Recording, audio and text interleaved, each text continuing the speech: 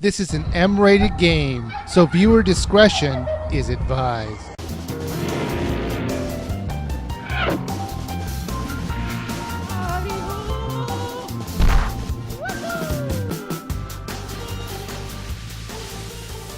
The Walking Dead Survival Instinct is based on the very popular TV series by the same first name. Now, I must confess, I have not seen 1 minute of the show, but with the exception of the characters' motivations, I could pretty much guess the whole show revolves around a bunch of people avoiding zombies. Or walkers, as they seem to put it in this game. Is the name zombie really that taboo? My guess is that the series just want to keep themselves highbrow and don't want to use the Z word. Or maybe it's just insensitive. Maybe we should just call them the living challenged.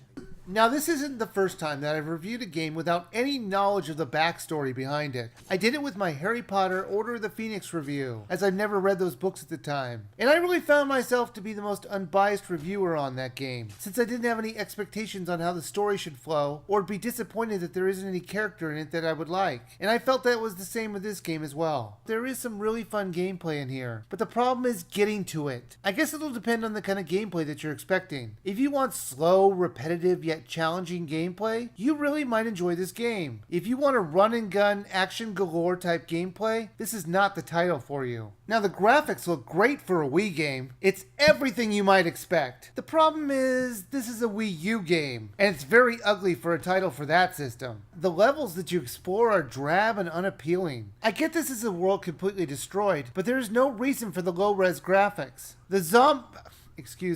Walkers are a joke. They pretty much were the same characters over and over again. So unless they're cloning walkers in some laboratory, there shouldn't be so many alike-looking living dead. Now, I did like it when you hurt them sometimes. Damage would show on their bodies. But when they die, they just kind of fall flat over most of the time. It was just so silly and unnatural. And then they just vanished. Why in this day and age can't we keep the bodies of our slain opponents on the ground, just at least for a few minutes? Is this game really pushing the Wii U's graphical card? Because the graphics themselves are surely not doing it. Now, I did say the gameplay could be fun, and really scary at times. Mainly because if you weren't careful, you could easily get attacked by a walker who's hiding around a corner. My problem is the monotony of it. What you had to do in the level was constantly sneak up to walkers and kill them. If you didn't sneak up to them, you would have to stab, bash, or slice them a few times. Now, there are guns to find, but the problem is that if you fire one shot, it'll alert all the walkers in the area and they will just converge on you. And if you shoot the swarm of them that are coming at you, the game will just keep spawning more of them. It was such a tease to give us all these guns and not really letting us use them at all without having some death wish. While I'm playing through this game, I kept wishing I could use the gun more because the game could be a lot of fun as a first-person shooter. It had just the right atmosphere for it. But this is a stealth game, so you're going to need to cause distractions, do quick kills, and avoid the enemies most of the time.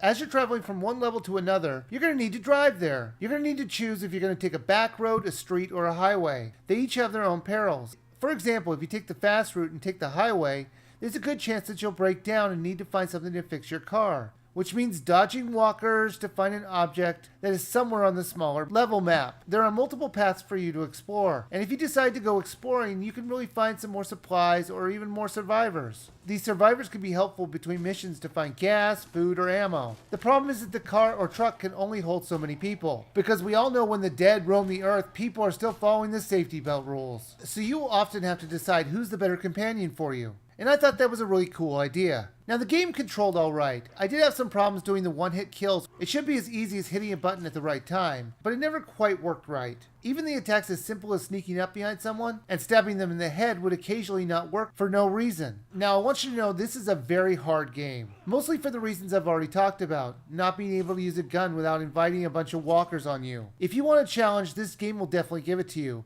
But it can be frustratingly difficult at times. It's not always a matter of taking a different direction. Even sometimes restarting from your last checkpoint will set you up in a bad situation. The game doesn't relent on making this game as hard as possible for you. The Walking Dead Survival Instinct was fun in parts, but the monotony and sheer difficulty of the game might make you turn this off fairly quickly. It also doesn't help that the title itself is about 5 to 7 hours long. If you're interested in a zombie game, yes, I said it, zombie game that is really more about running away from the action and sneaking around and killing slowly, I could see you enjoying this game as a weekend rental. Anyone else though, I would just skip it.